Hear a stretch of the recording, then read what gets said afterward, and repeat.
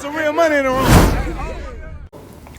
Because I'm curious. I'm looking at all these stories now. Like I'm starting to get interested in the Magnolia. Like I was never interested in. I never cared. You know, and it was hard to get into. Even when I interviewed Polo Sauce, it was just hard to follow. He fell off. What that no Polo? I told on the dad. Man, Polo's still in the mix, man. Where he been? I ain't even seen him on YouTube. I ain't seen him either. You know. Polo, shout out to Polo Sauce. Shout out to Polo. Bro. Yeah, shout out to Polo, man. Did I see he posted a picture with his daddy name, the original hot boy? I said, who is this guy? I said, he need to get some medicine. Shout out to Polo Sauce. Polo might be legit. You know, I didn't know enough to research. You know what I'm saying? I don't feel like I knew enough to figure out, because he's from the St. Thomas. You know what I'm talking about? I know some people in the St. Thomas Project. Yeah. Some people that I talk with right now to this day that's from the streets, that's active. But that's another story. It's another story. Yeah. So I'm curious about what happened between Killa Stone, Birdman, and Gangsta Williams. I seen a video that this woman made. Can you give us your perspective? That woman a nut, bro. Listen, bro, that woman is crazy, man. How can someone tell a story and you wasn't really there when the stuff happened? Here's what she do. She had a baby by Stone, so of course she's gonna. Who is Stone? For those who don't know. Killa Stone, Elvin Stone, is the big homie at the Magnolia Project. He the one gave me the nickname Lil Gangsta in juvenile jail.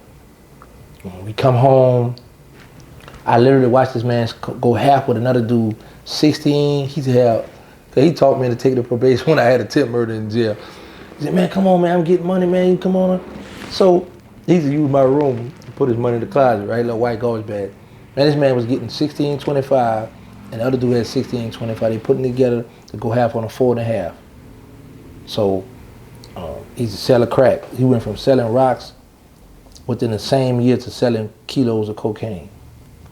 Came up, but he always been a big dog, reputation, stand-up dude.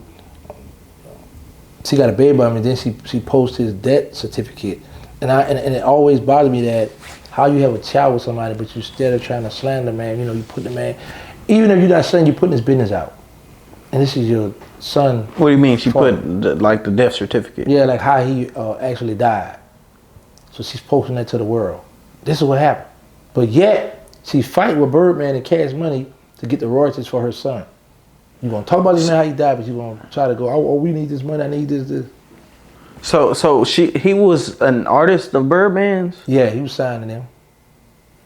And but he had his own little crew too, the D-Boys. What do you feel like her motivation? Like everybody else, to get fame, to get recognition, to clout chasing. You feel like that's what they doing in the Magnolia right now? Is like this the time? No, they ain't. No, that's everywhere, bro. That's all over. It ain't just to know your people all over clout chasing. Oh, that's what people do out here. They gonna make up story, add with it, and do this just to get a story. So it ain't just to know you now. Okay. Well, just out of curiosity, what's your side or version to what she said? On what? What topic? On what happened with Killa Stone. What she say happened with him? Okay, I don't want to play back word for word. You know what I'm saying? Well, listen to this. Let me just say this, because I don't want to relive certain stuff about him, because here's my thing. The man is deceased. Right. So he's not here to defend his honor. So I don't want, like, I'll talk about old stories that we went through, you know, what stuff happened, but I'm not going to discuss his death, none of that kind of stuff about him, because Killa Stone, even though I did some cutthroat stuff, did some of this stuff, stealing their drugs here and there, when I was in the Fed, he bought my mother a car. He still took care, looked out for my mother, you know. That's just what type of person he was. When he get money, he gonna show love to everybody. People not gonna give you nothing bad on Stone in the hood. Yeah. I want, show me one person man who can say, oh, I couldn't stand it. Man, he was a good dude, genuine dude. Now back in the day on his way coming up, yeah, he did his dirt, he was a stepper. But then when he crossed over to getting money, it just, and I didn't mean to just drag on the topic, but it seemed like with the Magnolia, they don't have a filter. You know what I'm saying? Like this stuff is on the table for them. Like the baby mama drama. You know what I'm saying? That's stuff that people say that's in-house business or that's family business. Yeah, you right. See the know you. But it's like the know ya, y'all putting family business, in-house business. You know, the people talking about the deceased openly. This is like on the menu. You know what I'm saying? And it seems normalized. Well, like I say, because people feel like, for number one, there is no structure. There is no more family. Everybody displaced. Everybody. So it's like now, I got the spotlight. I'm on camera now. I'm gonna tell my story, or I'm gonna do what I want to do. I'm gonna say, because you really don't care about me. You really don't like me. So I'm gonna add out. I'm gonna add this dirty laundry out to the world. You know what I'm saying? And here's the crazy part. The same female you talking about, she contacted me when I first come on. Her and I was cool. Brother, I love you. Or I love you too, sis. We used to text each other, holler at each other. Yeah, it wasn't until she got on Red Report, and then I was going to interview her. Then she went to acting like she, you know, once a person do an interview and they think they get big, they think they done did something. Now it's like, oh, hold up. Oh, let me move. I got to move. Like you so important. Then once you see that spark is dying down, now you want to reach back. Well, I'm past that. Now I'm on that. So now she get mad and start coming at me. So I said, leave her alone for a while. I said, leave her alone, leave her. Then I went through my text message. Like I still got my text message right now. When she text me, when she say she went did time, then she turn around and say she worked for the Secret Service, Secret of something. I'm like, how you did time and you work for them? Are you an employee for them or you snitching for them? What are you doing? Because I got all my text messages right here when she text me and wanted me to do, she must say about me and her joining together, doing a podcast together.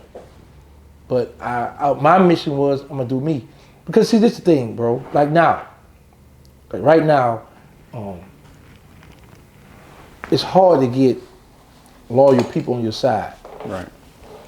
When you find someone loyal, you got to try to stick with them and treat them right.